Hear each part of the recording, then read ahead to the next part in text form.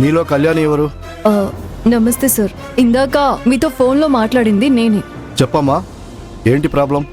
ఆ ఫైనాన్సర్ బేబమ్మ నేను ఇంట్లో లేని టైంలో వచ్చి మా అమ్మని మా నాన్నని అతి దారుణంగా కొట్టింది సార్. అడ్డొచ్చిన మా చెల్లెళ్ళ మీద కూడా దాడి చేసింది సార్.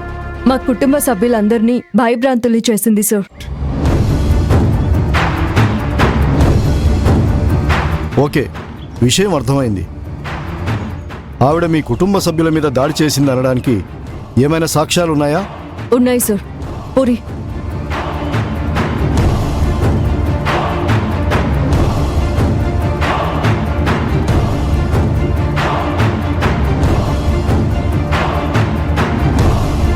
ఓకే అమ్మా, తన మనిషి మీ ఇంట్లో దాక్కోవడంతో అతని కోసమే వచ్చుంటారు. మీ అమ్మ అడ్డుపడి ఉండకపోతే ఆవిడ కూడా దౌర్జన్యం చేసి ఉండేవాళ్ళు కాదేమో. ఏంటి సార్, తప్పంతా మాదే అంటారా? ఒక పోలీసు అధికారిగా బాధితుల వైపు నిలబడాల్సింది పోయి నేరస్తుల వైపు నిలబడుతున్నారా? చూడండి, బేబమ్మ గారికి సిటీలో ఎంత పలుకుబడి ఉందో మీకు కూడా తెలుసు. ఆవిడ మీద యాక్షన్ తీసుకోవడానికి సరి అయిన సాక్ష్యాధారాలు మీ దగ్గర ఉన్నా నేను ఆవిడ మీద యాక్షన్ తీసుకోలేను.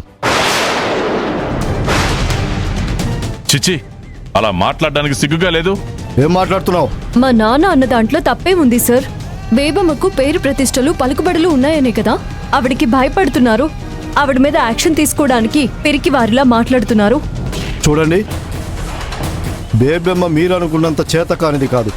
మీరు కేసు పెట్టగానే చేతులు కట్టుకొని వచ్చి స్టేషన్లో కూర్చోవడానికి. మీ మంచికే చెప్తున్నాను, నా మాట విని కాంప్రమైజ్ అవ్వండి. ఎస్ఐ గారు చెప్తున్నారు కదా, ఎందుకు వచ్చిన గొడవే? ఈ విషయాన్ని ఇంతటితో వదిలేద్దాం. అమ్మా, చట్టం ఎవరికి చుట్టం కాదు. ఒకవేళ ఈయన గారికి బేబమ్మ చుట్టమైనా ఈయన పై అధికారులు ఉన్నారు, ఆ పై అధికారులు ఉన్నారు. అవసరమైతే పై అధికారుల దగ్గరికి వెళ్ళి కంప్లైంట్ చేస్తాం. కరెక్ట్ గా చెప్పారు నాన్న. మా కంప్లైంట్ తీసుకొని బేబమ్మ మీద యాక్షన్ తీసుకుంటే ఈ విషయాన్ని ఇంతటితో వదిలేస్తాం. లేదంటే మీ పై అధికారులకి మీ మీద కంప్లైంట్ చేస్తాం. ఆలోచించుకోండి, కంప్లైంట్ తీసుకుంటారా లేదా మీ మీద కంప్లైంట్ ఇవ్వమంటారా? సార్, విషయం పై అధికారుల దాకా వెళ్తే ప్రాబ్లం అవుతుంది సార్, ఆలోచించండి. సరే, మీరిచ్చిన కంప్లైంట్ తీసుకుంటాను. బేబమ్మ మీద యాక్షన్ కూడా తీసుకుంటాను. Thank you sir. పదమ్మా. వస్తాను.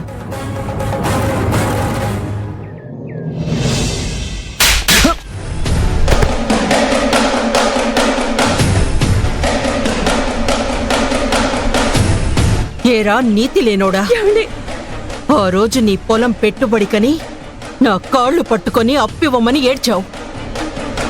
ఆ కన్నీటికి కరిగిపోయి కనికరించి అప్పిస్తే చేసిన సాయం మర్చిపోయి సాయం చేసిన చేతుల్నే నరకాలని చూశావు.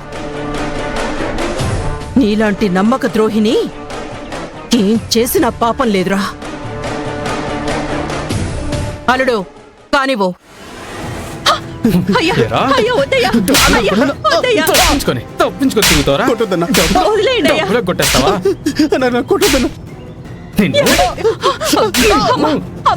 క్షమించండి అమ్మా, క్షమించండి అమ్మా. ఇంకొక అవకాశం ఇవ్వండి అమ్మా. ఇంకొక నెల రోజుల్లో మేము అప్పు వడ్డీతో సహా ఇచ్చేస్తానమ్మా. కొట్టద్దని చెప్పండి అమ్మా, ప్లీజ్ అమ్మా, మీ కాళ్ళు పట్టుకుంటానమ్మా. నోర్మయ్, ఇలా అబద్ధాలు చెప్పి ఎన్నిసార్లు మోసం చేస్తావు? అప్పు చేసిన వాళ్ళు వడ్డీ కట్టకపోగా ఊరు వదిలిపెట్టి పారిపోయాడని అబద్ధాలు చెప్తావా? వాడు ఊళ్ళోనే దర్జాగా తిరుగుతూ ఈ బేబమ్మనే పిచ్చిదాన్ని చేస్తాడా? లేదమ్మా. రేయ్, నువ్వప్పు కట్టేదాకా నీ పెళ్ళాం నా ఇంట్లోనే బానిసలా ఉంటుంది.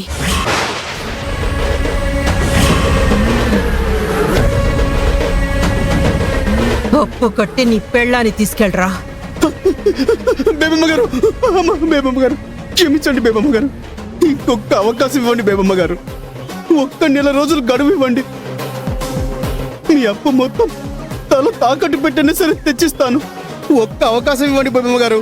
ఛా, నెత్తి మీద రూపాయి పెడితే పావలా కూడా పనికిరావు.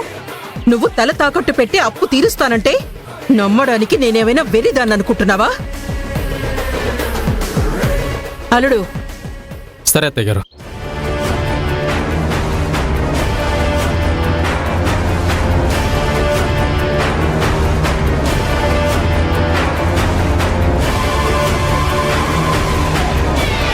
రే నరసింహ, అప్పు తీర్చలేవని నీకు తెలుసు, ఎలా వసూలు చెయ్యాలో నాకు తెలుసు.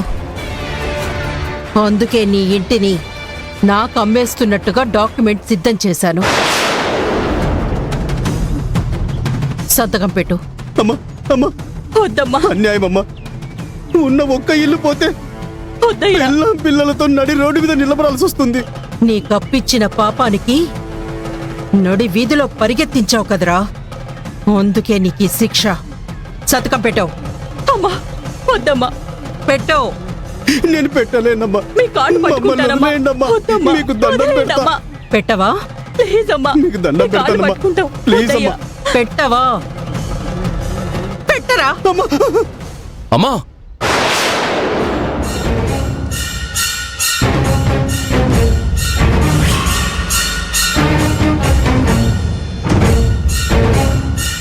అతన్ని కొట్టినంత మాత్రాన నీ సమస్యకి పరిష్కారం దొరకదమ్మా.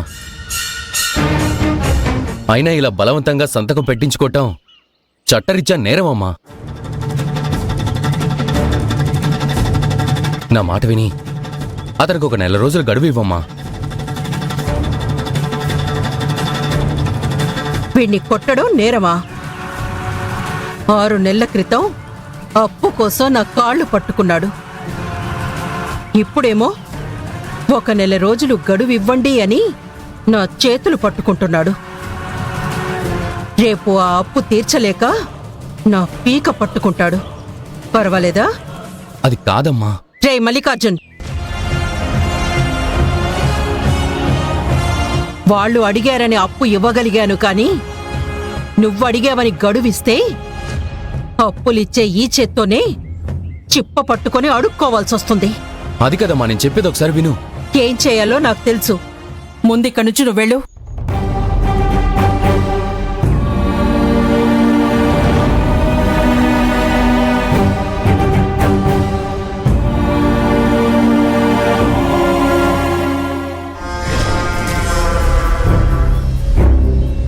ఏంట్రా చూస్తున్నావు?